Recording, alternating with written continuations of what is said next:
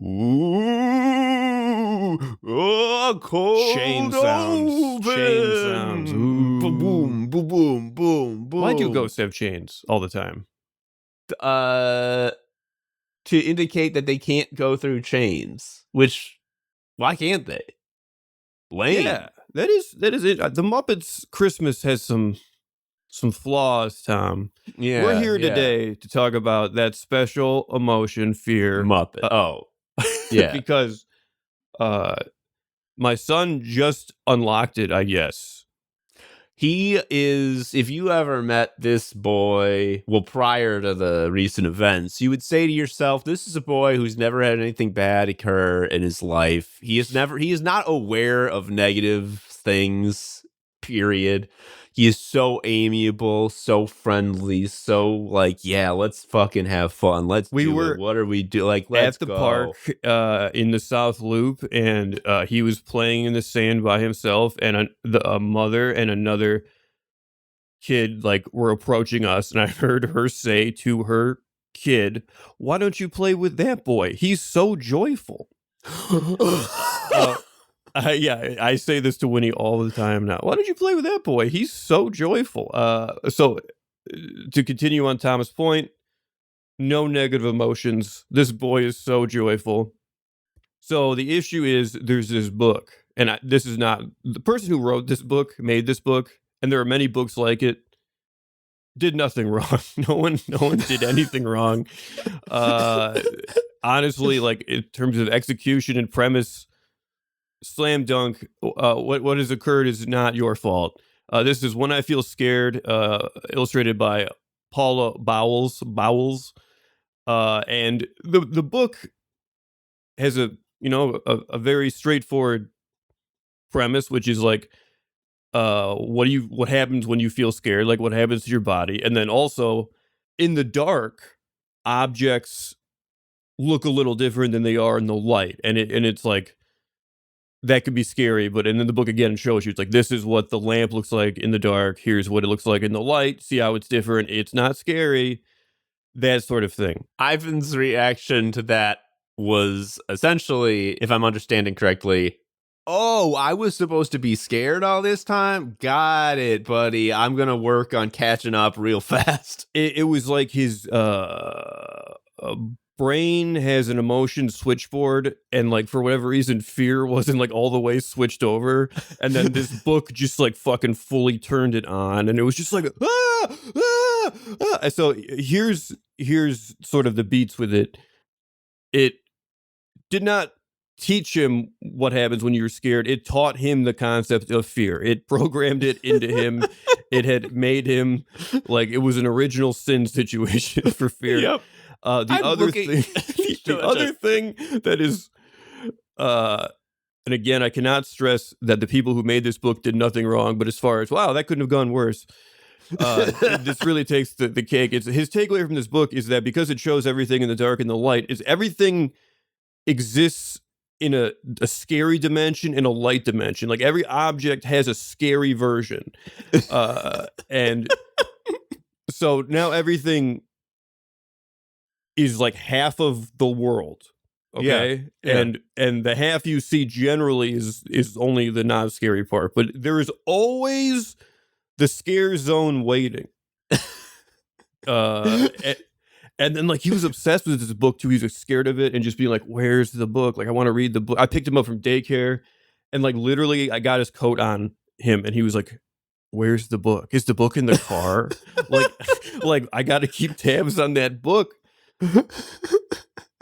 He's asked where the book is, and then I'd be like, oh, you want to read? And he's like, no, I'm just checking on the location to make sure it doesn't get me.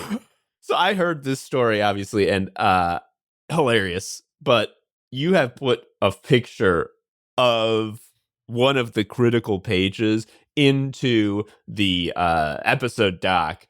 The text, like all children's books, is very, very, very simple.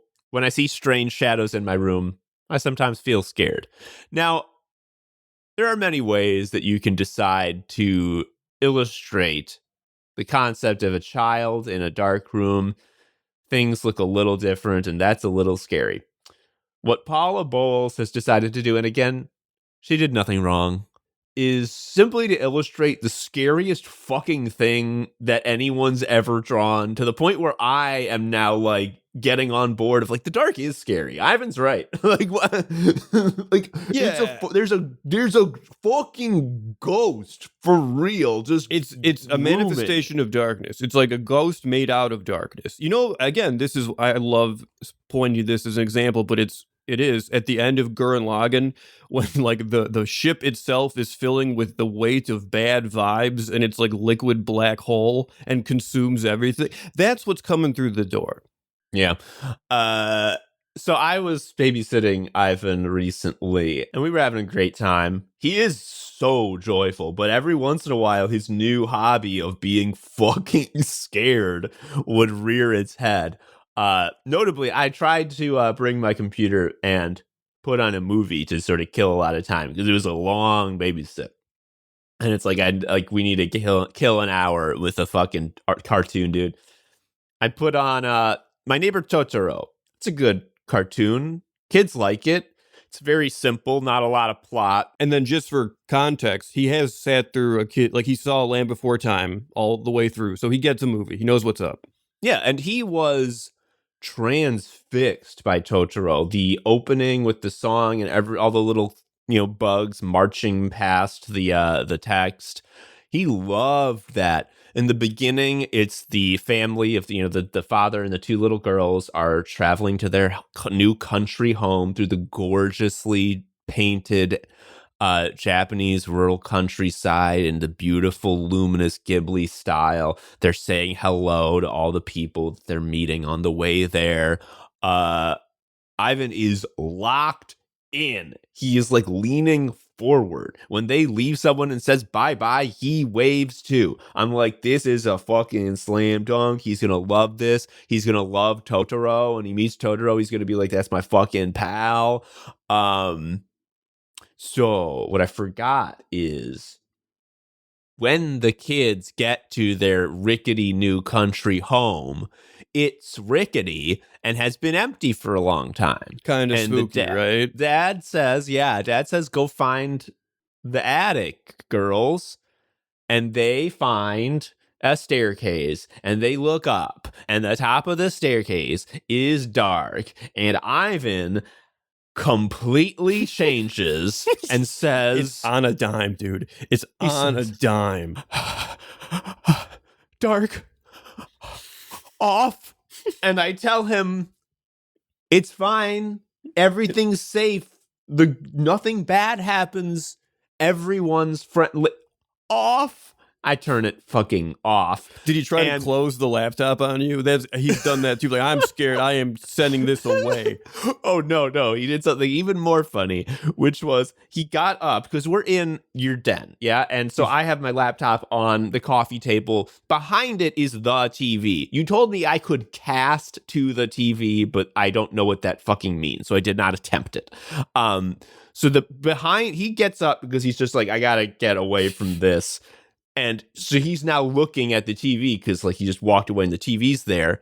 And he looks up, sees the TV, and he's like, oh no, TV dark. And I'm like, Ivan, no, the TV's off is what it is. The TV's black You color. Don't get to be scared. Like that, you don't get to pile that one on.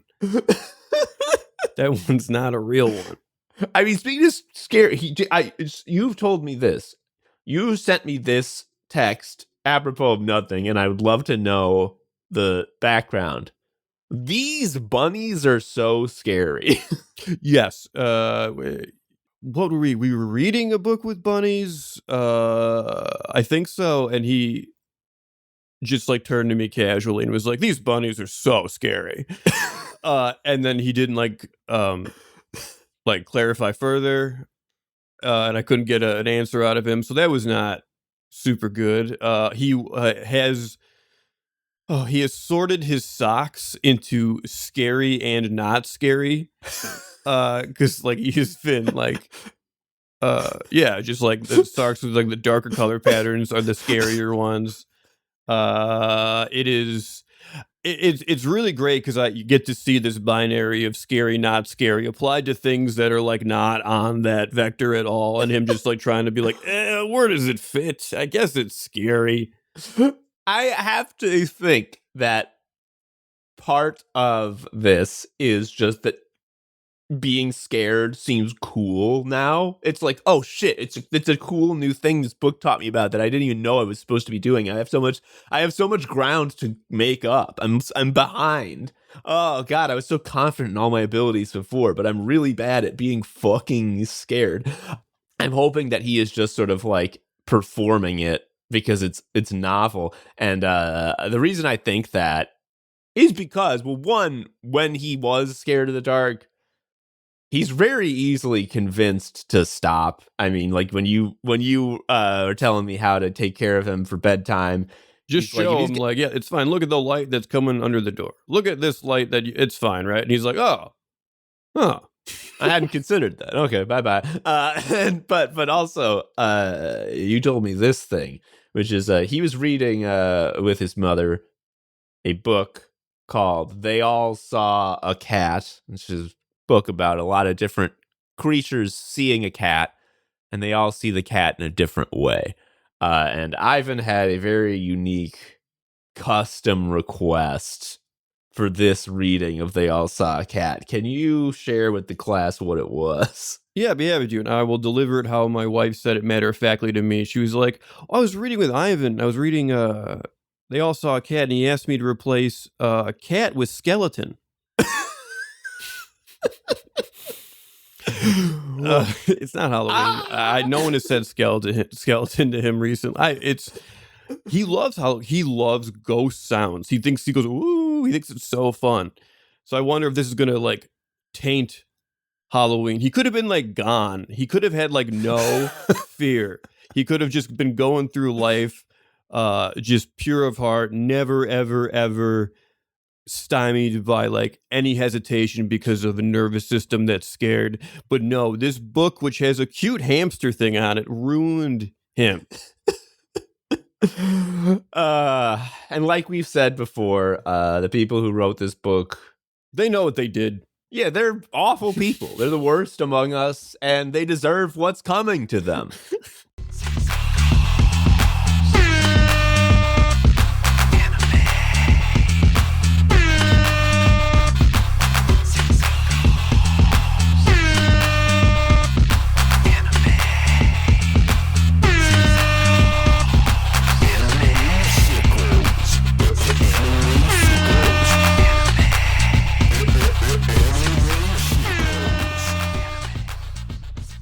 Hello, everybody.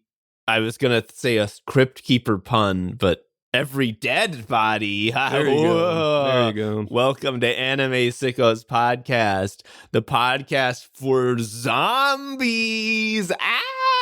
Where we talk about the 4 pillars of getting scared: scary anime, scary games, scary posts, and the current job market.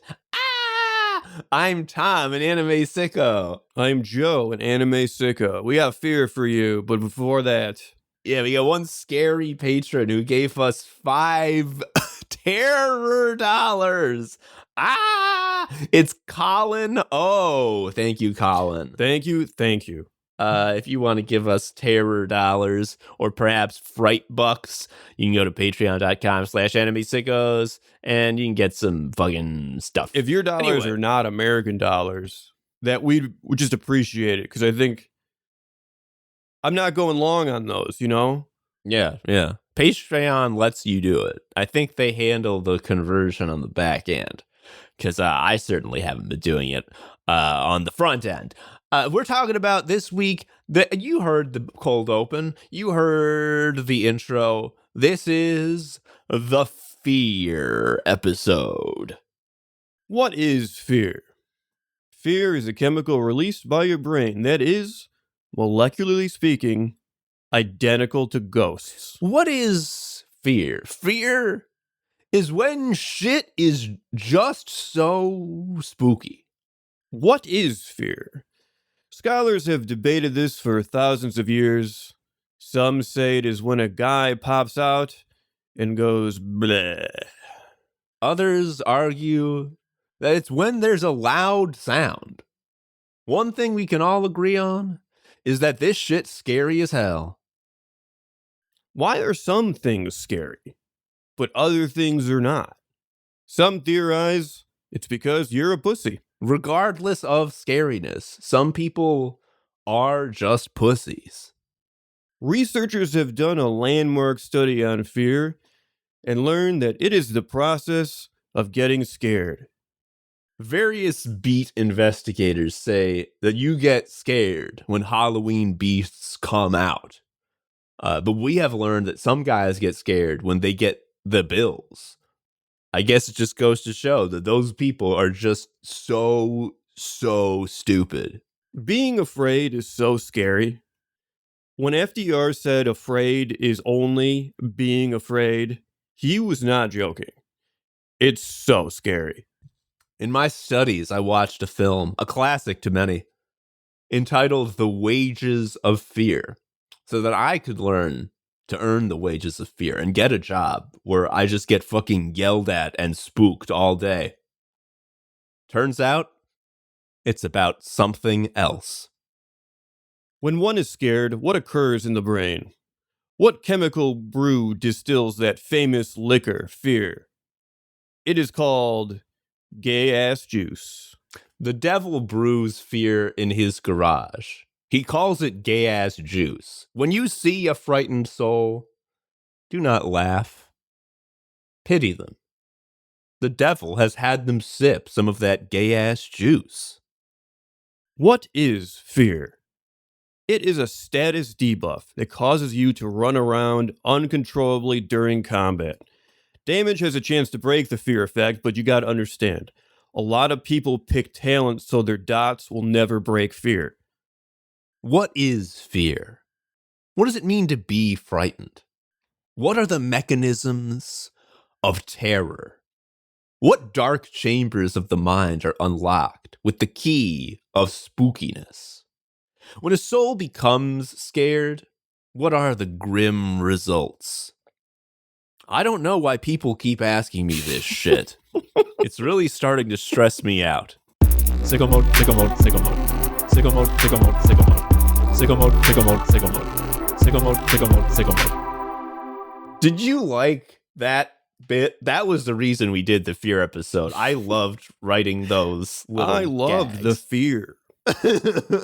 Joe, do you get scared by scary movies? A lot of people talk about scary movies like they get scared by them. Is that you? Do these things get you? Yeah, they stress me out. I think fundamentally my problem is I am just zero armor against jump scares of any kind. It's just I even if I know it's a hack one coming and I feel like, though this is very much like a very stupidly manipulating score as we lead up to what is going to happen. Even if all those things are being laid out in front of me, doesn't fucking matter. I'll jump. Like I will. Yes. And then what ultimately happens is rather than like enjoy the joy of being scared and feared, I just become pissed that like I feel like I'm a puppet and someone yanks me sometimes. Which is not to say I don't like scary shit. Like I love The Shining. That is a very atmospheric movie. Nothing pops out and goes bleh. I mean, like we made like a joke about that, but like that's what we're talking about. Is that like there's being scared of like concepts, and then there's like, what if a guy popped out? What if a guy showed up? And like that's what's so frustrating. Is there tense music and it's like just behind the shoulder as someone is going down a hallway with a bunch of doors? Just fucking kill me. Like I don't know if it's like an overactive imagination or what. It's just like I don't. And so the jump scares show up in stuff that isn't scary, and I can't stress enough that like it sucks to like jump at stuff that is maybe for kids. I think it might be valuable rather to define our terms about like scaring, because I think I'm with you on jump scares. Like I'm a human fucking being. I have a nervous system. When something pops out, I go, ah. I mean, like, that's just how there's no way around that. You are going to go, ah, when something pops out. And I don't consider that like fear, because like you say, like it doesn't even have to be anything scary. Like you can be watching like a funny thing, and if someone like pops out and there's a loud sound, you're going to go, ah. And it doesn't matter. You're not scared. It's more surprise than anything. I think that's cheap. So, I mean, Shining is a great example because nothing pops out. The only like horror movie moment is when Scatman Crothers gets killed with an axe instantly after driving a long way. Far. He's a super commuter to get murdered. And it's shot in like the least surprising and impactful way. It looks like the axe isn't sharp, but like he just dies like, anyway. There wasn't a black guy to kill, so like just send away for one. Yes. But like that's a great example of like that's a scary movie that doesn't have any of that bullshit. So like just does shit like that make you scared? No, less so. No. I think put another way, it's like, I would say Breaking Bad has like a lot of like what would be like jump scary stuff, but in that context, I'm not jumping. And I think it's because like, how do I put this? You know how like there are horror video games and like there's video games where like, oh, it's scary, but you have a shotgun. And then there's games where it's like Amnesia, where it's just like, just walk around when everything happens to you and it sucks. Breaking Bad felt like whenever there was jump scary or sudden things, that felt like the horror that felt like the horror games with the shotgun. Yeah. Actual real horror movies with jump scares are the Amnesia ones, where you're just like, I can only do WASD as my sanity meter goes down. Like I feel exposed. And I guess that's like a big difference. I'd say the single like biggest jump scare like reaction I ever got was for a movie I've never even seen. Which was Mulholland Drive. I haven't even seen that. And that guy comes out and goes, bleh. That thing, the joke. Here's what makes it even scarier is that if you watch the one part that we've watched, which if you haven't watched it, it's on YouTube. There's two guys at a diner, and the gist is, hey, thanks for coming to this diner with me. I gotta say, I have an ulterior motive for hanging out today, which is I keep having this nightmare, which is the scariest thing that I've ever experienced, where we are in this diner and we go out back and there's something behind the dumpster. And he's like, well, I'm glad that we can prove that that's not going to happen. And then later, all the things that happen in the dream are happening, and they sort of both look at each other like, oh, fuck, we're doing the thing. So they're like, well, let's go out back just to make sure there's nothing behind the dumpster. And they go out, and someone fucking pops out, dude. And the guy, like, I think just dies on the spot. But that's how it feels when I saw it. Like he like falls back and has a heart attack and dies. But like the thing that's crazy is that when the monster pops out, the sound, it becomes completely silent. There's no stinger sound. And that's the David Lynch touch that makes it next level. And it is just like a kind of a scary guy.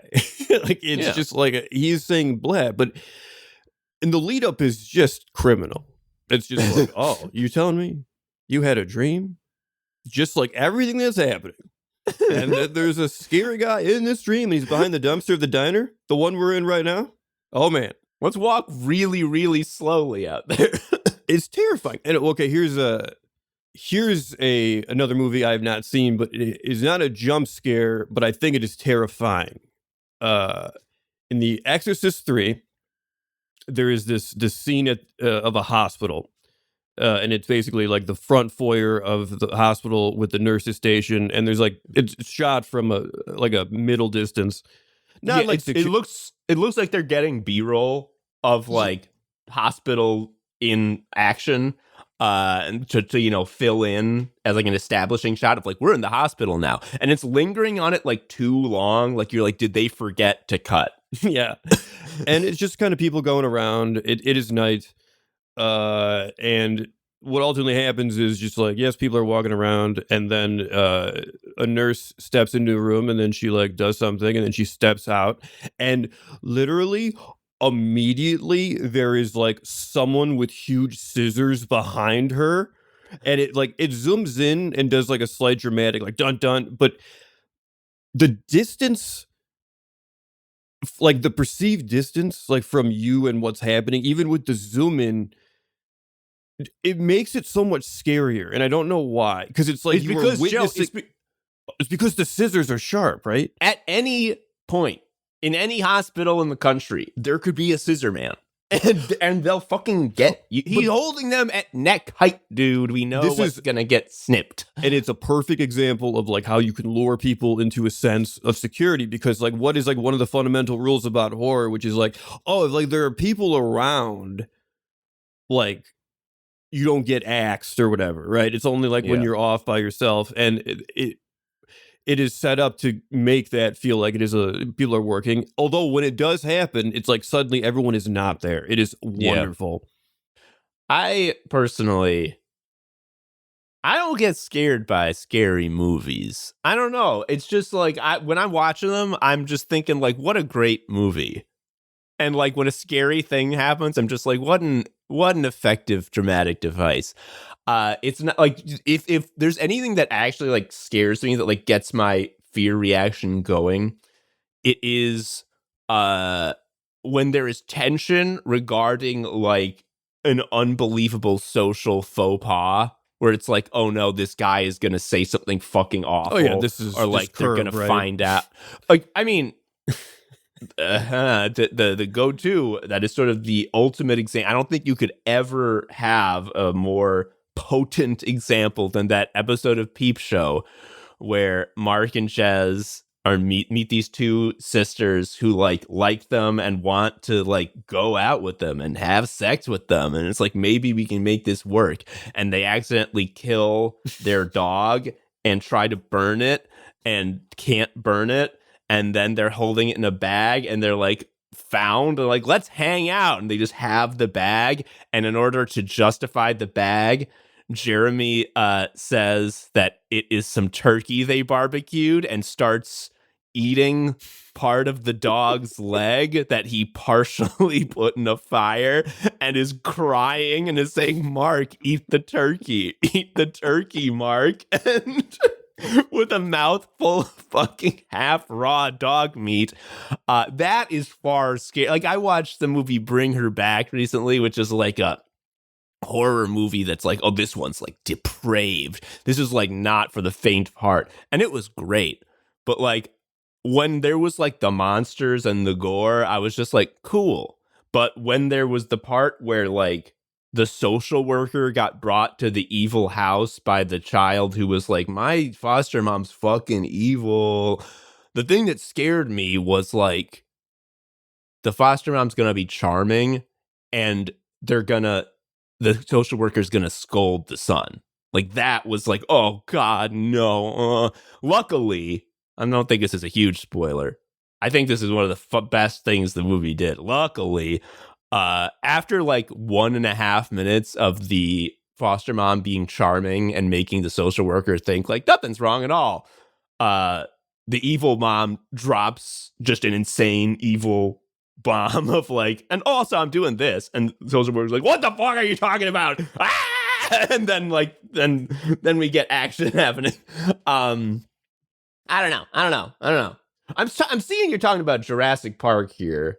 I think part of it is that we're adults, because I saw Jurassic Park when I was a kid, and that shit fucking spooked me big time. Oh yeah, my sister took me, because I love dinosaurs, as kids often do, and that is just a lot of people getting killed by those things you love. I very vivid memory of the guy getting killed /ate on the toilet. Just seems like a really scary place to die. Yeah, I know. It's like in the context of the film, it's just like, oh, kind of a joke kill, also wacky a little bit, a little slapstick. But when you're a kid, it's just like, that'll happen. I really was struck by Newman's death, and I'll tell you why. One, because he got killed by a little dinosaur, which means, like, you know, getting on the toilet, that sucks, obviously. But like T-Rex bit him for 100 years. Exactly. Like the T-Rex kills you right away. Like a little dinosaur that spits blinding acid in your eyes, you can't fight back. So first of all, you're blind. Sucks. I'd hate for that to happen to me.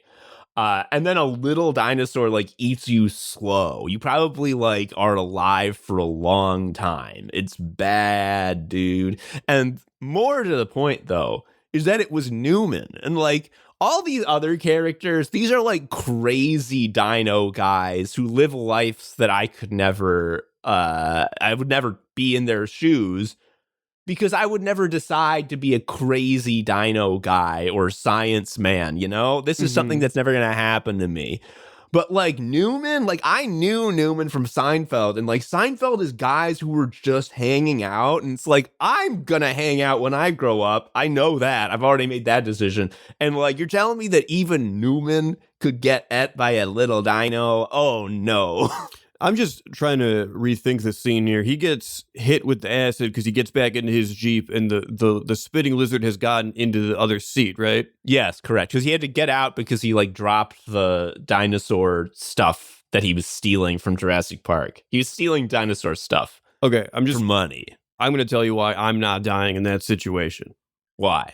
It's a very enclosed space. It's not that big. If I'm blinded, I am just kicking. I'm taking my feet up and kicking into the other seat blindly. The door is closed. That thing is not that big, dude. I'm not saying I will win, but I'm saying I will not be sitting there for it to do the requisite 600 bites, and then eventually the debuff would wear off, and I would just strangle it normal.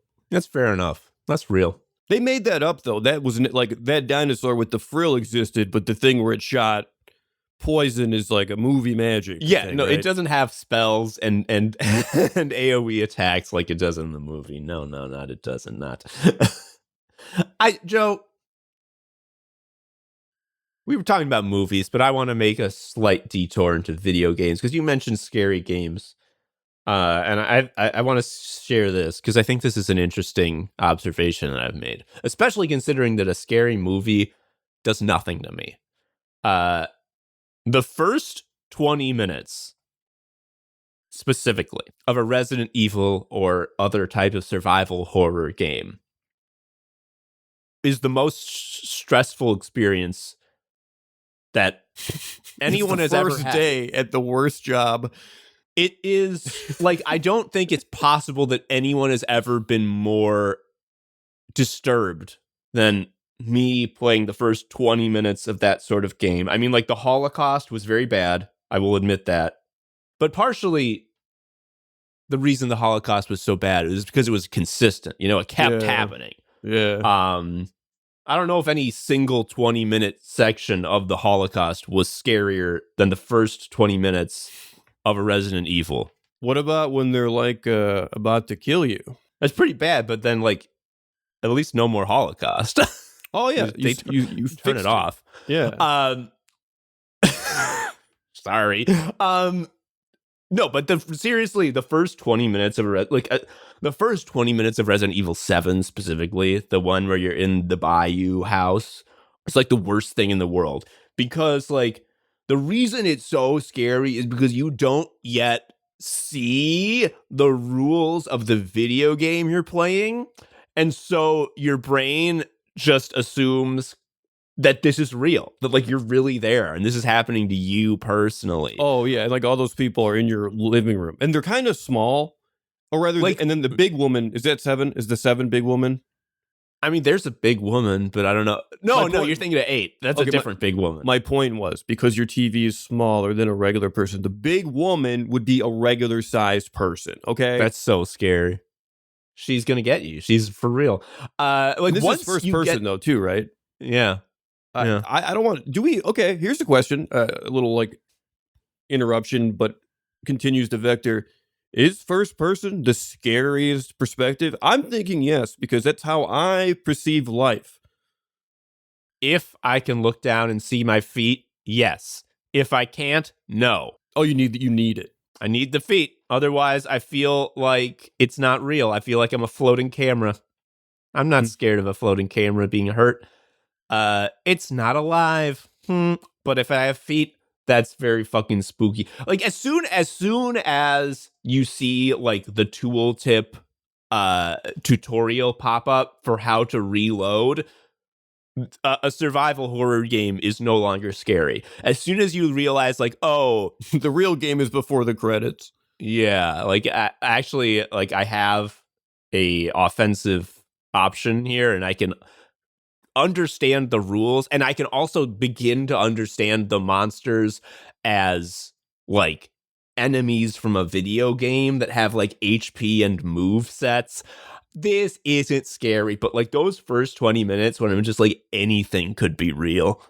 Like I'm like I want it's difficult to breathe. Like I'm not exaggerating. Like when I was playing Resident Evil 7 for the first time, like I had to take a lot of breaks. The last modern Resident Evil I played was the remake of whatever, is it 2? What's the one with Mr. X and he shows That's up? 2. That's Yeah. 2. I think that's scary because since caveman times, I think we've all had like a fear of a guy showing up and getting you. Like that's what he is. That's why like I think whenever I like chase my son around, there is like a joy in like being pursued for fun and stuff, and it's just like that is kind of what we're doing with these horror games. But what if a guy got you? Well, this is another thing about these horror games is that another huge tension reliever and like scare be gone device is just dying for the first time, because then you see like what's actually the punishment? Like what are they going to take away? All you need to see is the words load game, and then you're like, all right.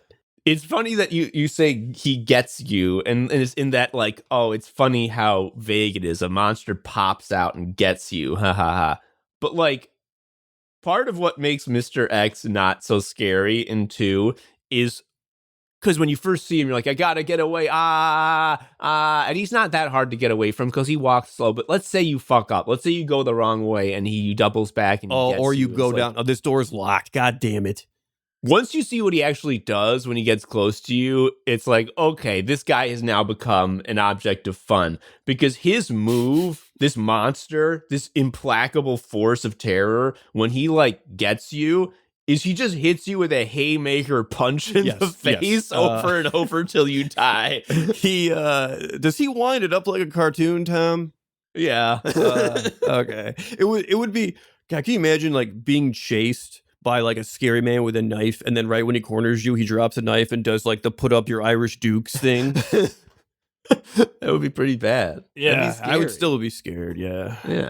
There is actually a movie thing I want to jump back to briefly, if we can jump around, which is the scariest type of movie, which is found footage horror, because they found it. It means an amateur filmmaker was doing something. They found it. And you can't fake that. Can't fake it. That's scary. True. I hadn't considered that. You can't. You cannot fake that. But yeah, any found footage is great because you could have nothing happen for 90 minutes. It's just like, oh, look at these leaves. And I'm like fucking losing it. I'm just like absolutely like about to cry. Oh, is there going to be a part where like the camera is like in a spot where it shouldn't be because it was knocked away and then you're only seeing a little bit of the fucked up? Oh no, I guess it's happening. I'm going to freak out. You see a scary ankle walk by. That's not the ankle of any of my friends. Oh, no. I can't remember the movie. There's a found footage Bigfoot movie, and it is just like Bigfoot ankles, the movie. If you search Bigfoot found footage movie, there's no fucking way there's 2. I mean, isn't the one where the famous one where he's walking with his arms out and he looks over? Isn't that the footage? Tom, that's a picture. That's a picture. That's a picture. I'm sorry. Joe, it feels like we both were more spooked of scary movies when we were kids. I gotta ask you, when you were a kid, what was the thing that like spookified you most? What was your like pet fear?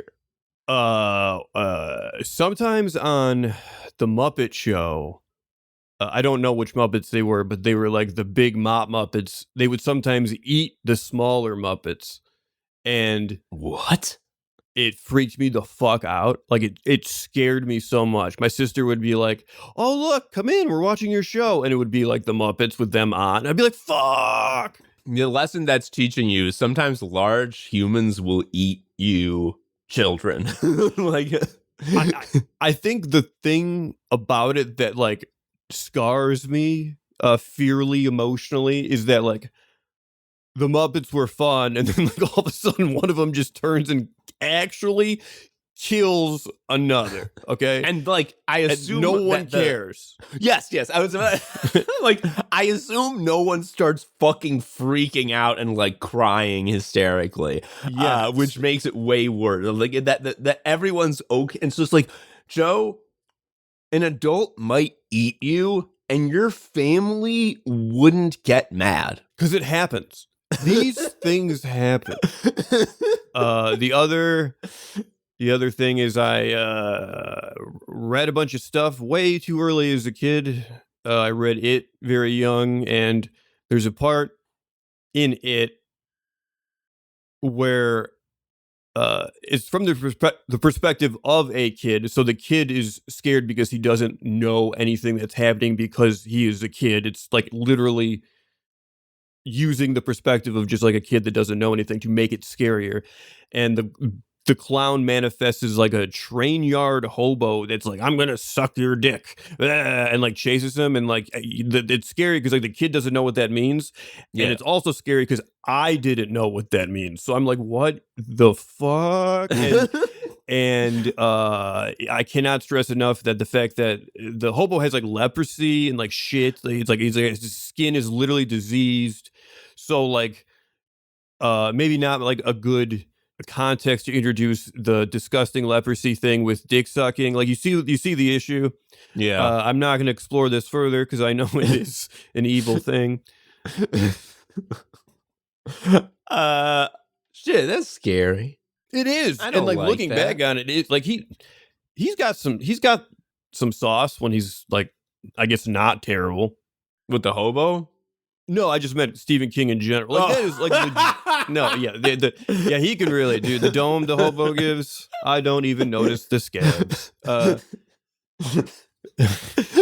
Okay, but what about you? Like, what was your like irrational fear that your parents had to like plan their lives around, lest you fuck up the day? So, okay. You know Bozo the Clown? Now, I'm not scared of Bozo.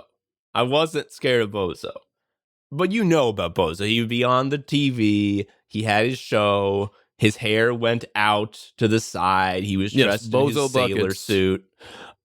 He had a funny voice. He had the red clown nose. I thought Bozo was great, and I would watch Bozo. And I enjoyed the Bozo show, which is what makes this all the more confusing. In the credits of the Bozo show, I learned quickly, and as did the rest of my family, that once the credits begin, you gotta turn that shit off, because the credits of the Bozo show are a bunch of still images of Bozo in various, scenarios.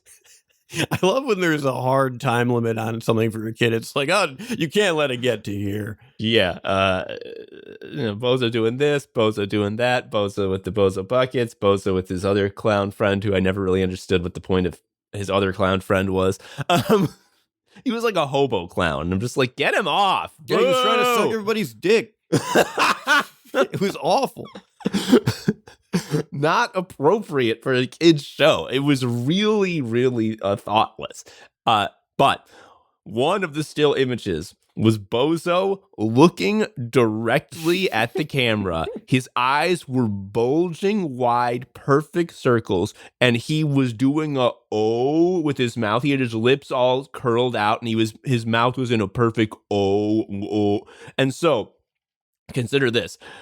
This character, who previously was just a distant entertainer is looking directly at you, and his eyes, nose, and mouth are all gaping perfect circles, and I'm just like, Oh, this is like when SpongeBob zooms in on like somebody's tongue or something, right? Yes. It's more like when Ren and Stimpy did it, because they really tripled and quadrupled down on the disgustingness on account of it was a pedophile who was the showrunner. Yeah. That made me scared. The other thing that I was scared of that I just invented, and I don't know why I thought of this, but I did, and it was a real mistake because like it scared me big time. Was I just thought about like, because my room was on the second floor of the house. And so my window is up high. And I thought to myself, what if, and I'm in my bed and I'm looking out the window and it's dark. And I don't know if you know this, Joe, but in the dark, sometimes I see strange shadows in my room. I sometimes feel scared. As soon as it's dark and I'm looking out the window, and I thought to myself, what if there was a stone man who Like a was looking golem? through the window? Yeah. I mean, I don't know if I knew what a golem was at the time, but just like a man made out of stone. When I visualize him, he has an Egypt headdress on that sort of makes his head bigger, but it's also made of stone, the same as his body. There's a stone man looking in my window, and I was like, that's pretty scary. But the thing that blew me away with fear, that was like the X factor, is if the stone man is looking in my window, that means he's hanging from the windowsill. Maybe his legs are just insane. Well, that would be pretty scary in itself. I mean, because then he could run very fast. But I'm thinking that he's normal height. But like, if he's made fully of stone and he's hanging from my window, holding himself up, and I know from what I'm imagining that he's not struggling. That fucker is so goddamn strong that if he gets his hands on me, I'm being torn apart like fucking cotton balls, dude. I'm done. So that's why the stone man got me. Also, I don't remember a lot of dreams that I have had just historically. There are two big ones that gave me extreme fright. One of them, I'm sad to say, occurred in college. Where I had a very vivid dream that there was a supervillain named the Log Bearer who was a lumberjack who walked around with a huge log, like a 20-foot log that he held on the end, which again, think of the leverage involved, Joe. How strong is this fucker? And It's a gut sword. For real. And he hit my buddy Damien on the head with the log and killed him instantly. And I woke up and I was like crying because it was one of those dreams where you wake up and you think it's real. And I'm just I can't believe Damien died.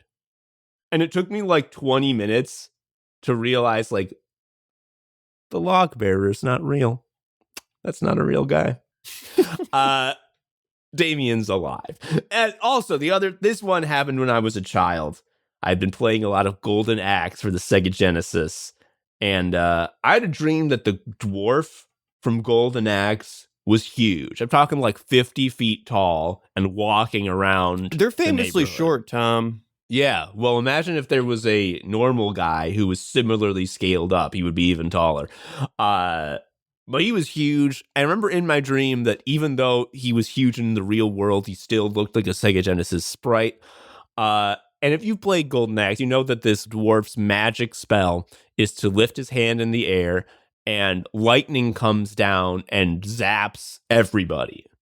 And he was just doing this, Joe. He was walking around my neighborhood and killing everyone with lightning. And I woke up, and again, it was just like, oh no. It's just like when you think it's real and you're just like, I'm going to have to deal with all this death. You know, I thought I was living a joyful life, but now like things are different. Oh, I remember having this was it now. I had this really scarring dream where like there was just knives flying around and stabbing everyone. Like I left my house and it was just people being stabbed really realistically and repeatedly. This is an Ito story for real. Yeah, but I think I was like 8, because the devil, and yeah, it was just like, it was a little bit of what you said, where you like wake up and the dream is sort of stuck to you still, and your logic is a little fuzzy. So you're just like, okay, how am I gonna make the most of the day in knife world? Like, how am I gonna do this? Okay, it's getting a lot easier suddenly. Yay.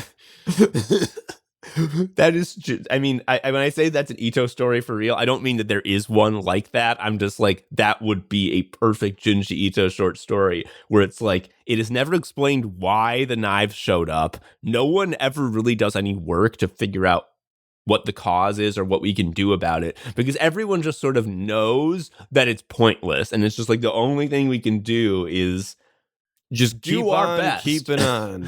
Everyone took a different route to work away from the killer lighthouse because it never stopped shooting those killer lasers. I love the one. I mean, when you think about it, it's pretty much the same story as the one where there are huge balloons with your head and a noose hanging from them. And when you go outside, the balloon that is yours chases after you and catches you in the noose and lifts you up and hangs you. Because, like, in that, like, the dad is like, all right, I gotta go to the office. Like, here I go. Whoa, do you think I'm gonna make it? And it's just like, don't go to the office. The balloon, I wouldn't get caught, okay? Like, it would be scary, but it's just not that scary. It's just like I would walk a little fast.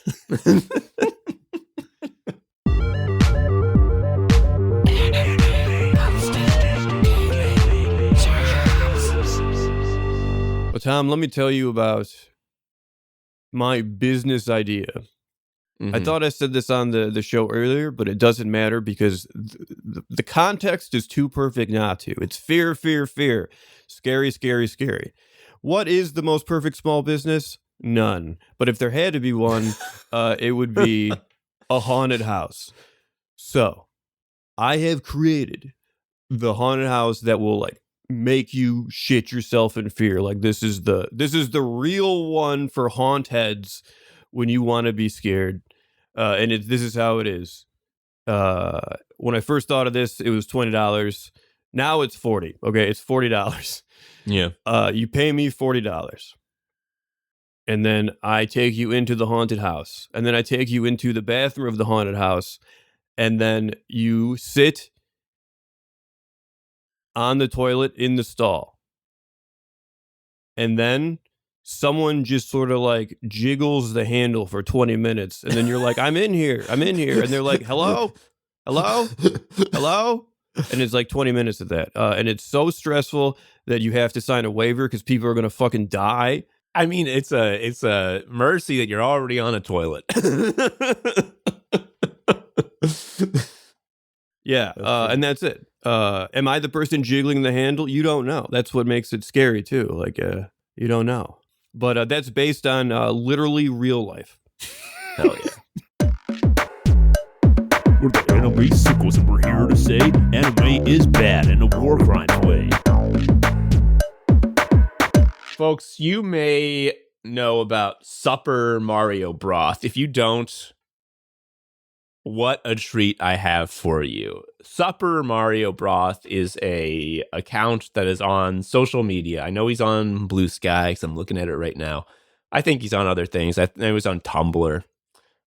Supper Mario Broth is a poster who just shares weird facts. Really about Mario. weird, esoteric. Like, just like, do you know, in this single publication, Bowser has a toe ring? Just like weird stuff. It's Joe, that is an insane, incredibly on point poll for like to just make up an example. Like it is that kind of stuff for real. Well, he just recently, as we were building out the fear episode, gave us a perfect segment because he's like, I'm gonna do an experimental post that I don't usually do, where I just tell a story about me. Do you guys like this? And another thing about Supper Mario Broth is that he is far too humble and like, I don't know if anyone's gonna like this. And it's just like, but everyone loves this. And like, he's having like financial troubles and was like, can anyone fund me? I don't know. And like, he made like Everybody's $1 million. poor. We're all doing it, dude. Yeah, and you should. Yeah. And you should. It's like, oh, you're the most beloved person in the world. Anyway, this is the story from Supper Mario Broth. When I was 4 years old, I got my first console and video game. Since our family was poor, my parents got me a used NES and a used copy of Super Mario Brothers from a flea market. The NES had only one controller, and the game did not have a manual. I had no idea about the Mario franchise. No idea about the characters in it, and all I had to go off of was what I could see in the game itself without the manual. The select button does nothing in most of the game. On the title screen only, it changes from one-player mode to two-player mode, with the only visual indicator being a tiny icon moving. I played the game for months, assuming the select button was useless, until one day, shortly after my 5th birthday, I managed to accidentally press select on the title screen. Unbeknownst to me, this started a two-player game, which does not change anything in the game at first. I just played through a few levels as usual, and at some point I died. In one-player mode, dying just restarts the level. In two-player mode, control is granted to the other player. That is when I first saw him. On a black screen. A man a lot like Mario, but in white overalls, even though he was small. Mario only gets white overalls when he's Fire Mario.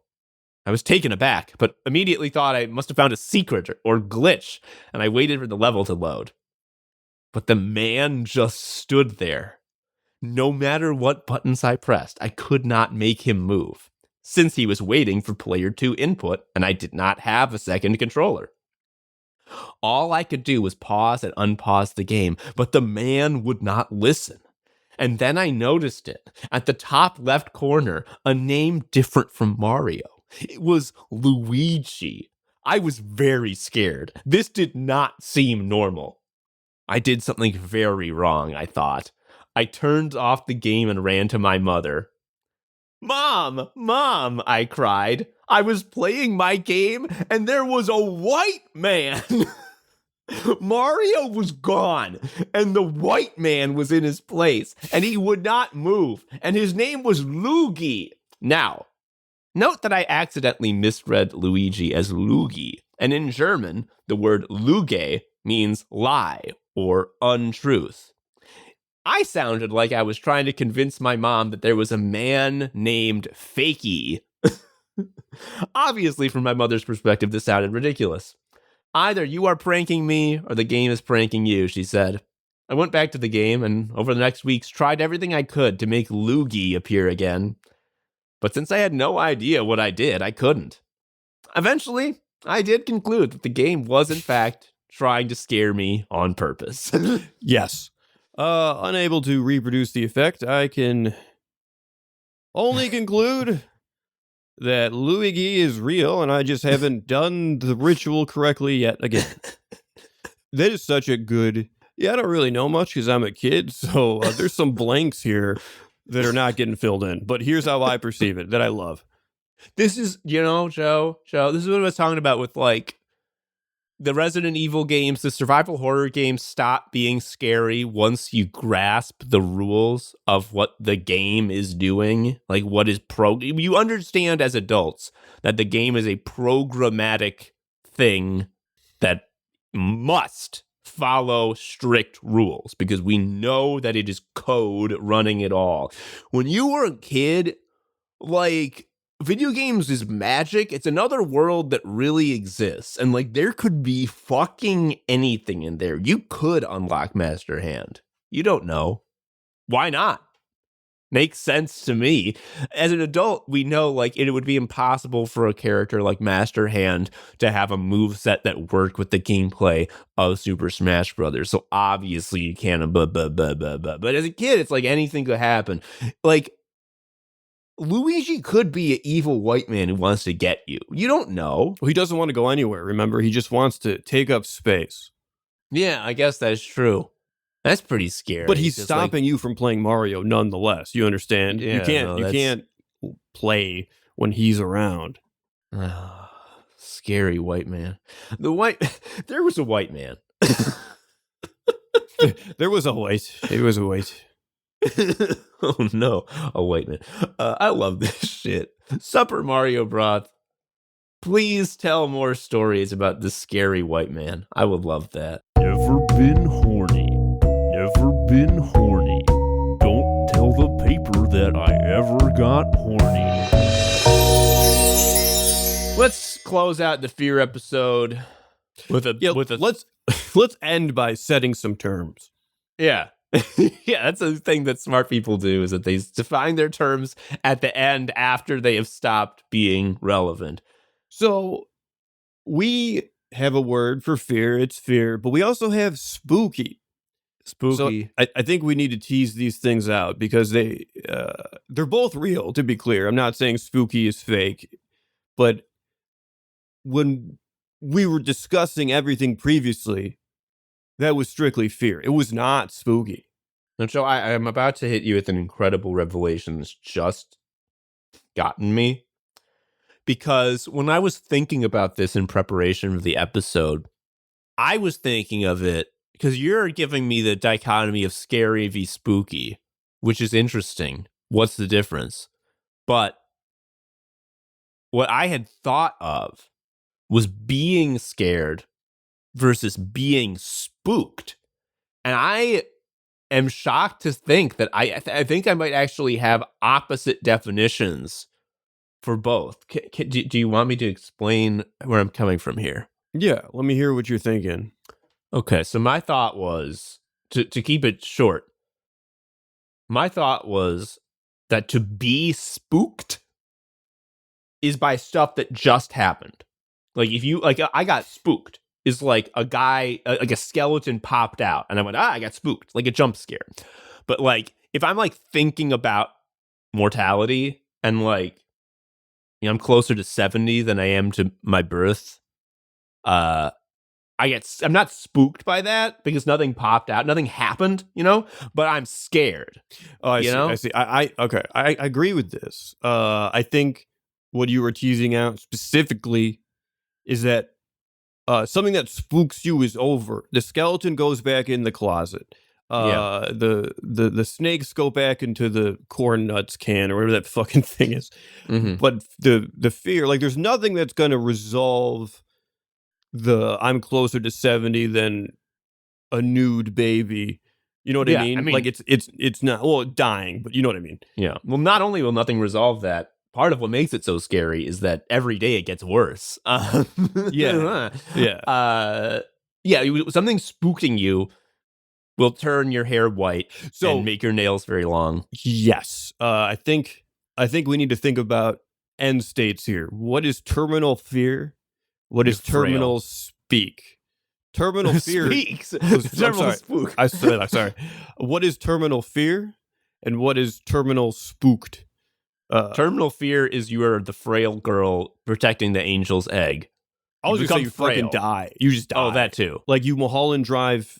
You're the guy. You like go and you fall back onto the parking lot and is clearly having a heart attack.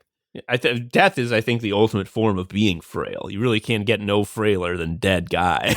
Yeah. You become dust, which is frailer than bones. That's true. And then, terminally speaking, for spooked, I think we're in agreement. Like you look like the Crypt Keeper. Yeah, white hair, haggard. Yeah. So, okay, Joe, all that I'm like totally down with. I think this is really real.